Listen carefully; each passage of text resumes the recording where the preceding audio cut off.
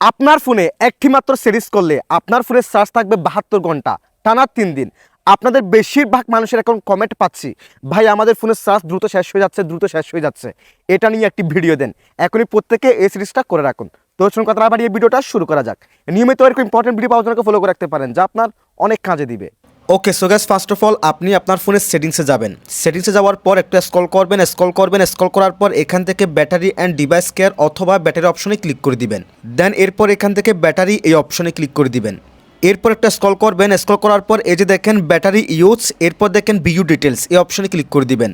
এরপর এখানে দেখেন আপনার ফোনের যতগুলো অ্যাপস আছে আপনি ইউজ করেন সবগুলো এখানে দেখতে পারবেন, এবং এই অ্যাপসগুলো থেকে কোন অ্যাপসগুলো আপনার ফোনের ব্যাটারি চার্জ বেশি ব্যবহৃত হচ্ছে সেগুলো আপনি এখান থেকে দেখতে পারবেন। দেখেন আমার এখান থেকে এই অ্যাপসটা কিন্তু বেশি চার্জ কাটতেছে। সো আপনারা কী করবেন, ওই অ্যাপসে ক্লিক করে দিবেন। দেন দেখেন ব্যাকগ্রাউন্ড ইউজ লিমিটস এই অপশনে ক্লিক করে দিবেন। এরপর দেখেন পুট ইন ডিপ স্লিপ এটাকে সিলেক্টেড করে দিবেন। দেন এখান থেকে ব্যাকে ক্লিক করে দিবেন। এভাবে এখানে যতগুলো অ্যাপস থাকবে প্রত্যেকটা অ্যাপসকে এভাবে আপনারা ডিপ স্লিপে করে দিবেন। সেক্ষেত্রে আপনি যখন আপনার ফোনটি ব্যবহার করবেন না, ওই অ্যাপসগুলো আর ব্যাকগ্রাউন্ডে চলতে থাকবে না। যদি চলতে থাকে বেশি পরিমাণ চার্জ কেটে নেয়, তাই অবশ্যই ডিপ স্লিপে করে রাখবেন যাতে ব্যাকগ্রাউন্ডে না চলে। আবার অনেকের ক্ষেত্রে রেস্ট্রিক্টেড ওই অপশনটা দেখতে পারেন। সো আপনারা কী করবেন, রেস্ট্রিক্টেড অপশনে ক্লিক করে দিবেন। That's it.